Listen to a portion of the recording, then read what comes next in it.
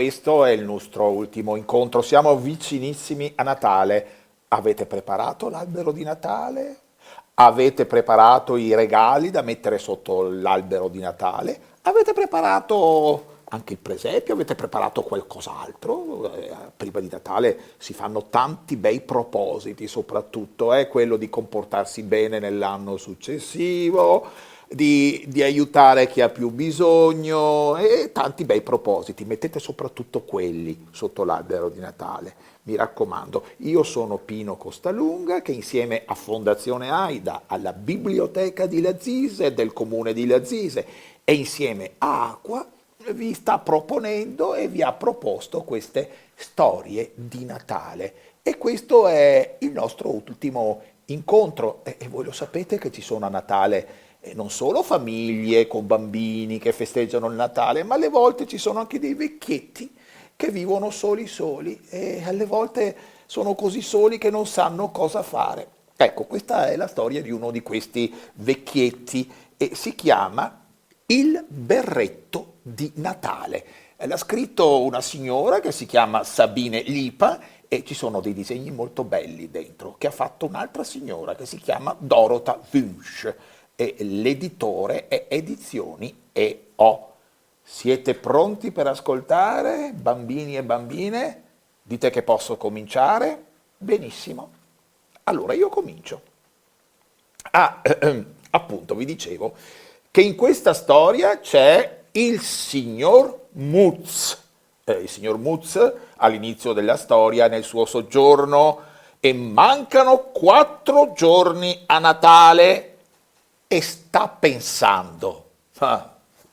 Che cosa farò? Lo scorso anno, la sera della vigilia, il signor Mutz era in città. C'era molta gente per strada, andavano tutti di fretta.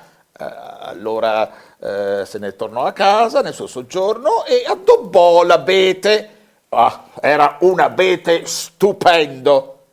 Peccato però che non ci fosse nessuno ad ammirarlo. Mancano 4 giorni a Natale.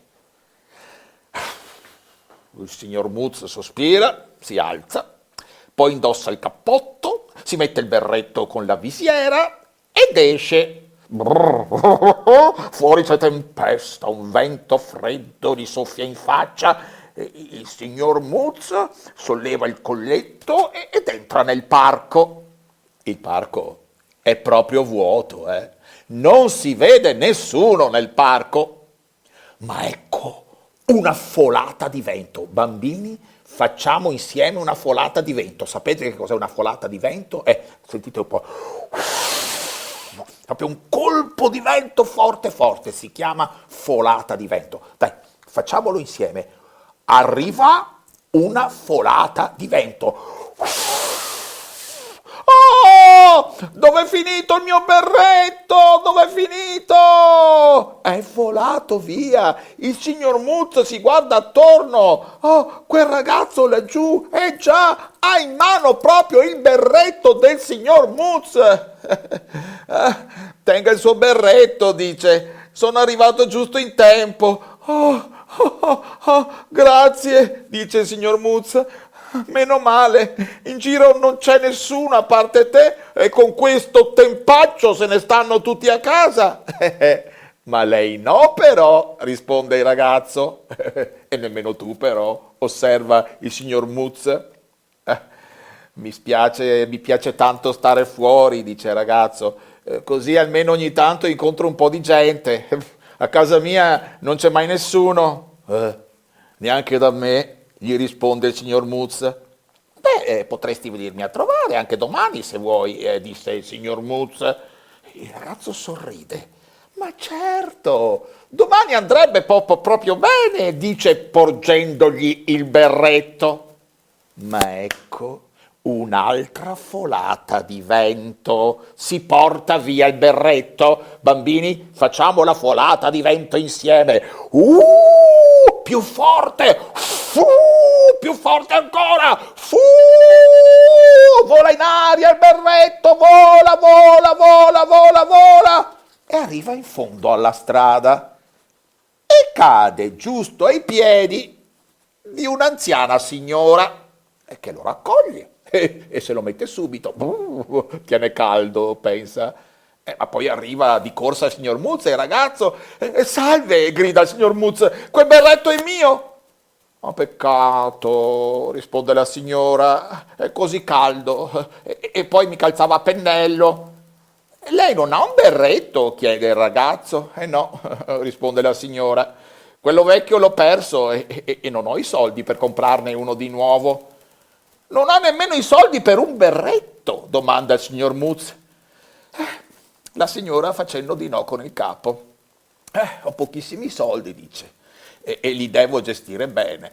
Se mi compro un berretto non mi resta niente per l'albero e nemmeno per un albero piccolo piccolo. Ah, peccato, dice il signor Muz, l'albero di Natale ci vuole, soprattutto se si è soli. Si tenga pure il berretto perché io a casa ne ho un altro. Oh, grazie, risponde la signora. Ma ecco, cari bambini e care bambine, un'altra folata di vento. Adesso avete capito cos'è e la possiamo fare benissimo tutti insieme. Più forte! Più forte ancora! Il berretto!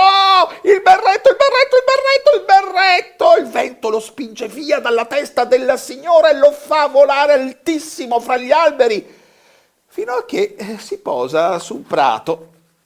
Sul prato c'è un cane. Conosce bene questo gioco, il cane.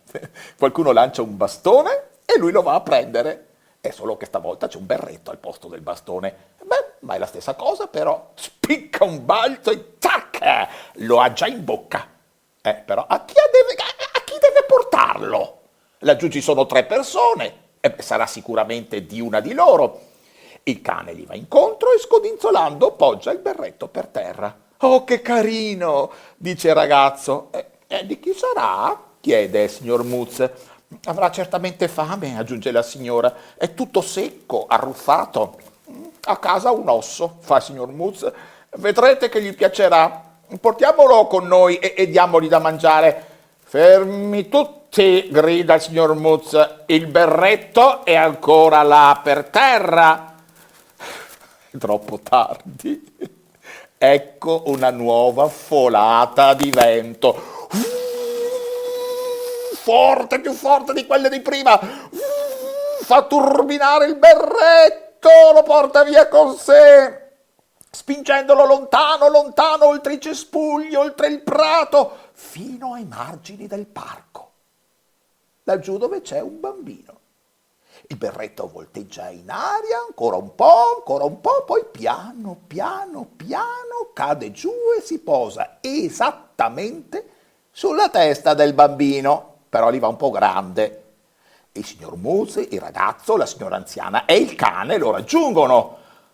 Qui piovono berretti così dal nulla, esclama tutto contento il bambino. Oh, questo è il mio berretto, gli dice il signor Muz, me lo ha spinto via il vento, anche a me, aggiunge il ragazzo. È bello caldo, vero? Afferma la signora. Mau! Fa il cane.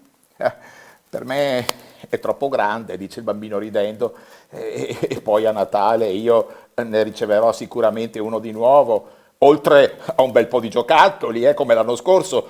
Tutti mi portano qualcosa, la zia Luci, lo zio Helmut, Ada, Flo, sono tutti molto gentili con me.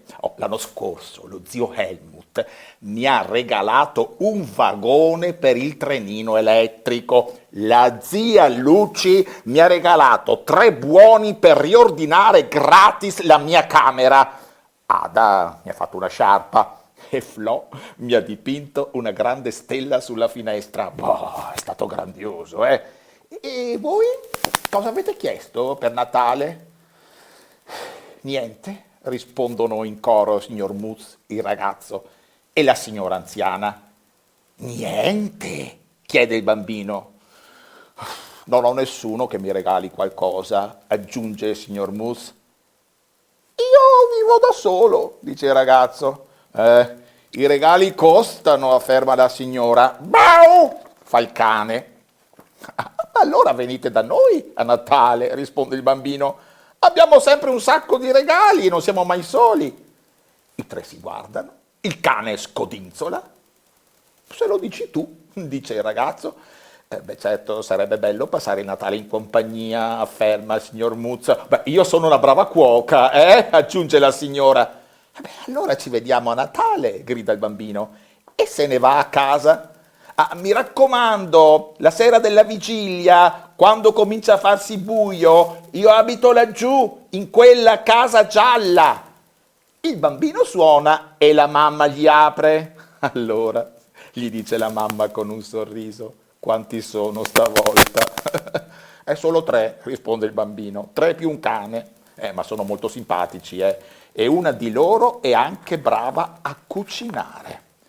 E la storia del berretto di Natale finisce qui. E finiamo con due belle filastrocche. Filastrocche di Gianni Rodari. Eh sì, perché quest'anno è stato l'anno di Gianni Rodari.